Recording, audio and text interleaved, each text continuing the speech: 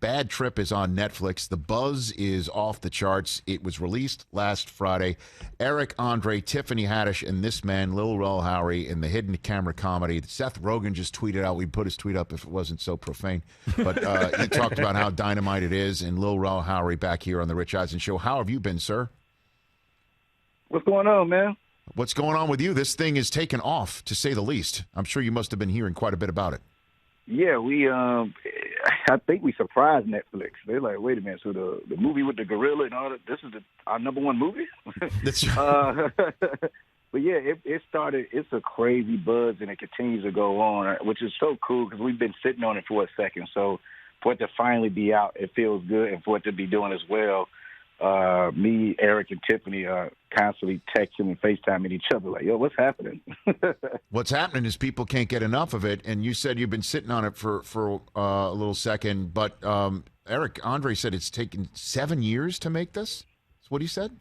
I think it took 7 years in his process. Right. It took me, we filmed it like 2018, and so it just took a few years for it to come out because we had like 2 or 3 different premiere dates over time. So for Netflix to be the one to grab it, it's kind of a full circle moment. But it's so fun watching a movie that everybody is just having fun with. Like even like bad criticism is still hysterical. So it's like bad critics, like the critics who hate the movie, they like hate it, and they hate it so much that the stuff they write is hysterical. Like Eric literally just posted a video with just the bad reviews, and it's so funny. Well, I mean, clearly, it's a hidden camera movie. I mean, it's a prank show made into a full-length film. And how are you pranking people? I mean, are you comfortable with it, or did you feel bad that what people that you were pranking at any point in time where you felt the need to maybe pull the plug on anything, or do you live for stuff like this? What is that? Well, no, I mean, it was more or less like, honestly, these wasn't mean pranks. And the pranks were mostly on us. So it was just watching people react to us, which I think that's what's interesting about the movie. You see a lot of people helping us, like trying to make sure we're okay. So and just following the character. Like, I'm not like, oh, yeah, I'd like to do pranks, but I love character work.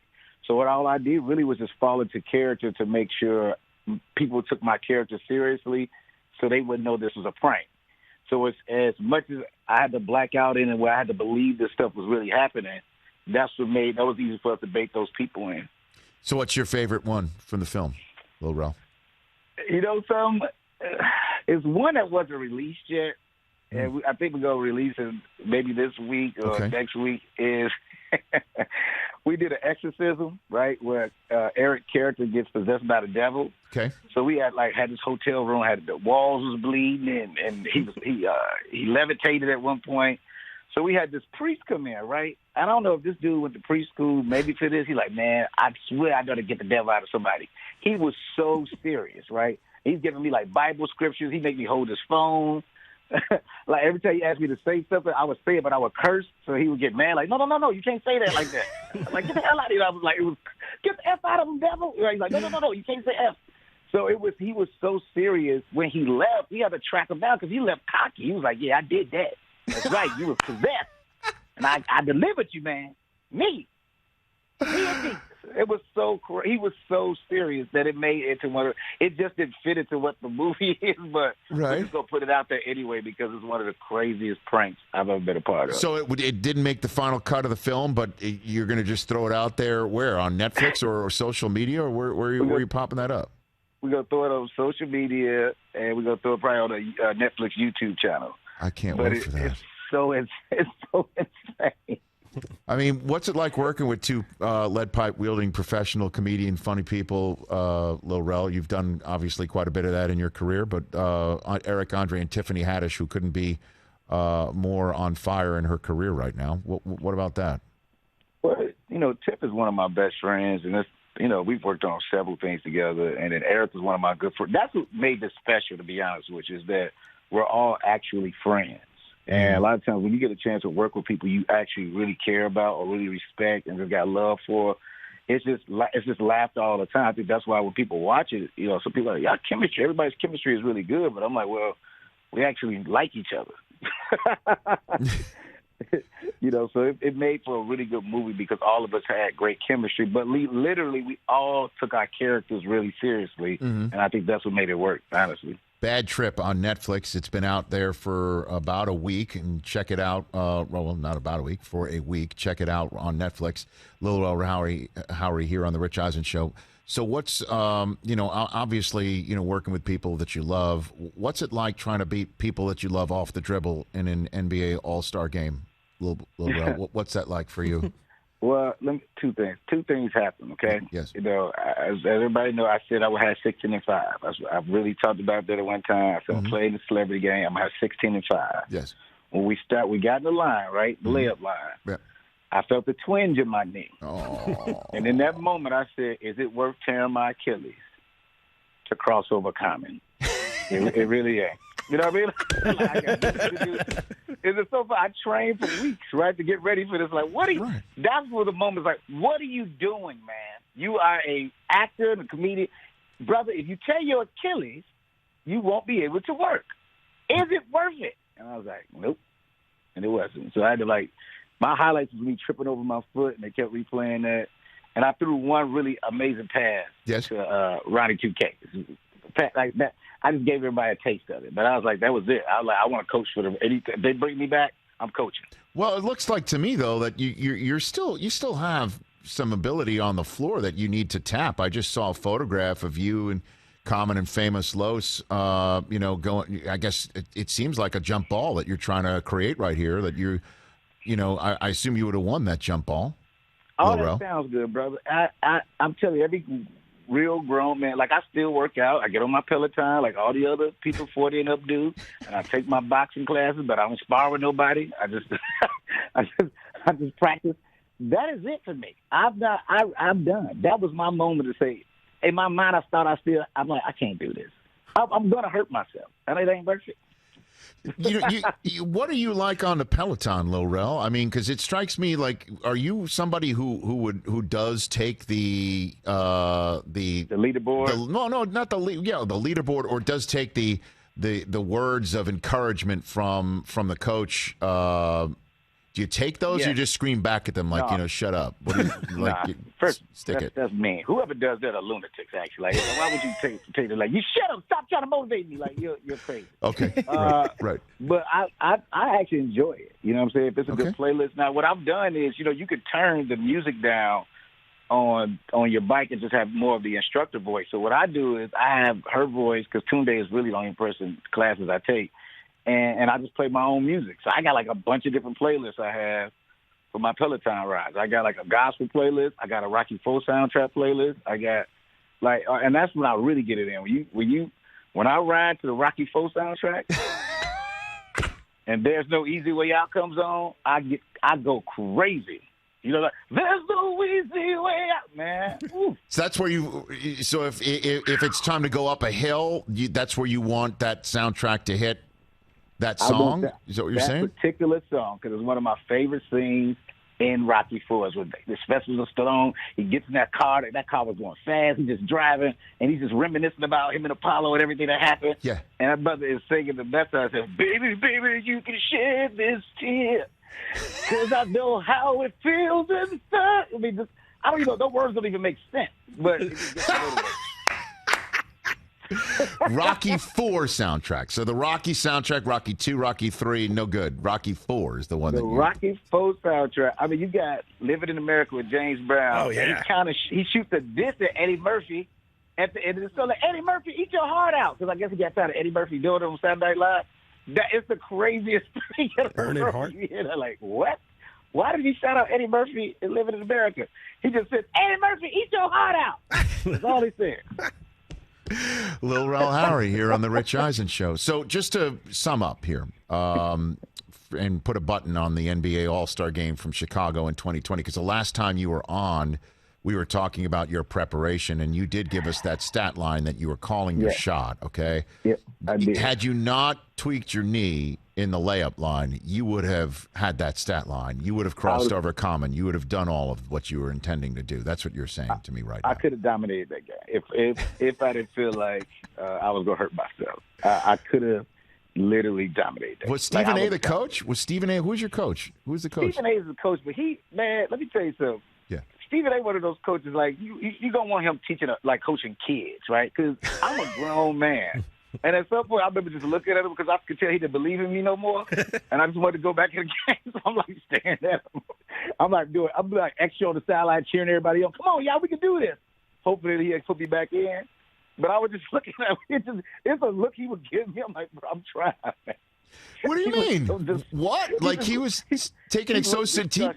Lil Rel, are you telling me that Stephen A. Smith benched you in the NBA All-Star Celebrity Game of 2020? Is that what you're telling me? I remember him looking at all of us because we got destroyed. He was like, "Yeah, I made a mistake." You know, I picked the wrong group of guys to do this with. All guards. You know, like, is that what he said? All guards? Is that what he said? Yeah, like we're too small for them. We're too small. We're too small for them. Oh my God! And you want to get back in, and he was having none of it. You could not. You were nailed to the bench. You were. Got me back in. I took the last shot of the game. I thought it was gonna be that one shining moment, March Madness shot. Yeah, right. I took this three over Darius Miles. It was like, one shining moment. I tried to do it. It was like, nah, it didn't happen. Over Darius Miles? You shot No, he gave me the ball. I was trying to shoot over Q, actually. Okay. Richardson. Okay. Well, okay. All right. And so it didn't happen. No splashdown. Didn't hit. It didn't happen. Yeah, it was. And then it was funny. Darius Miles wore that braid wig. Like, it was so funny. I'm like, why you got this braid wig on? Like, it was so crazy. It was so weird. And Stephen A. Smith is like, no, DNP CD did not play. Coach's decision. He didn't even speak to none of us when we left. He didn't come to the locker room to say bye. Well, are you serious? All right, we got to write this down. I'm not lying about that. I'm telling you the other guy true. He just left. They had like gifts for him and everything. He was like, I'm good. I'm gone. I'm going straight to the airport. I'm good. I'm gone. Like, all right. Oh my gosh! All right, before I let you go, your next project's Fatherhood with Kevin Hart on Netflix coming up June 18th. So I'm going to make a note of that. That's going to be great. Yeah. What's that about? I guess the title is somewhat self-explanatory, but I'll give you the floor on that. Yeah, I mean, it is about fatherhood. It's basically about this young man who loses his wife and when she was having their child, and now it's up to him to raise his little girl on his own. And everybody kind of don't really think he can do it, but he proves them wrong. But Kevin does. This is a drama for Kevin, and Kevin kills. I think this is one of his best. I honestly believe one of his best performance I've ever seen him in. It's a lot of heart in it. It's a bit of a tearjerker, but I'm the comic relief in it in a way. So it's really funny too. So it's just gonna be a beautiful movie to watch with your family, actually. Okay, make a note of that. Again, June 18th, and then Free Guy with Ryan Reynolds in theaters August 13th. He is a funny dude, Ryan Reynolds. I can't wait for y'all to finally see this movie. Like we're all like Ryan did a really funny video to announce this new date. Because we did this like 3 times, So he's like, all right, look, y'all, this is, and then they just cut him off.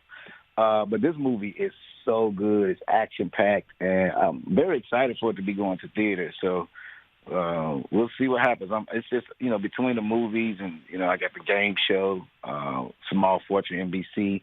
It premieres May 31st. Oh, and man. The sports show I host, not a sports show, on the Ficco app. So, yeah, okay. I'm grinding, All right, you definitely are, Lil Rel, as always. And I always enjoy our chats on this show. Are always a lot of fun.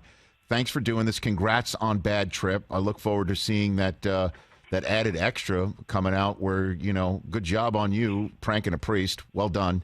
I cannot wait to y'all got to see how cocky this priest is. So that's what's going to make this right. Well, he thinks he's dealing with the devil, Lil Rel. Oh, he had me hold his phone. He said, hold my phone, record it. I'm like, what? And then he wasn't scared when Eric started levitating. He was like, yes! In the name of Jesus! He was just saying, I'm like, yeah, get the f out my brain. I'm like, saying the craziest. He's like, no, you can't say that. What was it like when you had to let him know that was all a gag? He just left. Like Stephen A. in the All-Star game?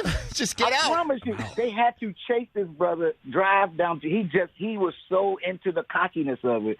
And I didn't want to break because it was so crazy to me, right? I was like, all right. And he just left. Wow. He didn't want the gift bag. He didn't want anything. So you just get out. Okay, I very feel good. like he went straight to his church. Like, I told y'all, I'm the best. Bad Trip on Netflix has been out a week with Lil Rel, Eric Andre, and Tiffany Haddish. Lil Rel here on the Rich Eisen Show. You take care of yourself. Let's do this again soon. Thank you, man. Thanks for having me Always. again. That was a lot of fun. My gosh. Wow. At Lil Rel 4 on Twitter, number 4, and at comedian Lil Rel on Instagram. Wow. Now, on a scale of 1 to 10, right? On a scale of 1 to 10, 1 where it's not surprising at all, 10, it's totally off the charts. I can't believe this actually happened. 1 again is like not surprising. 10 is totally surprising, right? Okay, put it all together. Scale of 1 to 10. Stephen A. Smith livid with the celebrities for not pulling their weight in the Celebrity All-Star Game under his coaching employ. And storming off and staring down Lil Rel for not giving it his all. You may have not known or may have known that he tweaked his knee during warm-ups. Scale of 1 to 10. 1 not surprising, 10 totally surprising. What is it? 1. 1. We now must get Stephen A. Smith on this program. 1,000%. And I only want to talk about this. Forget about I the don't fact care it's about Final any Four. sport. Yeah. It's Masters Week. I don't care. NFL Draft, NBA. Nope. I only want to talk about this. What happened during the All-Star game? Yeah. Didn't get the gift bag. Don't need it. Don't want it. Just Can't left. have it. He's like Singletary. Yeah. Yep, don't need it. Is that gift bag still just hanging out in It the is. Chicago locker room? That's Stephen A. on it? Stephen A. Some assistant jacked that. Isn't that great? I kind of like that. That's the way I want that story to be told. I truly want the story to be told that way. Yeah, me too. That was phenomenal. The priest, though. The priest. I told you. I cannot wait to watch this. The priest. Hold my phone. Hold my. Well, Have me record this. record this. Record this.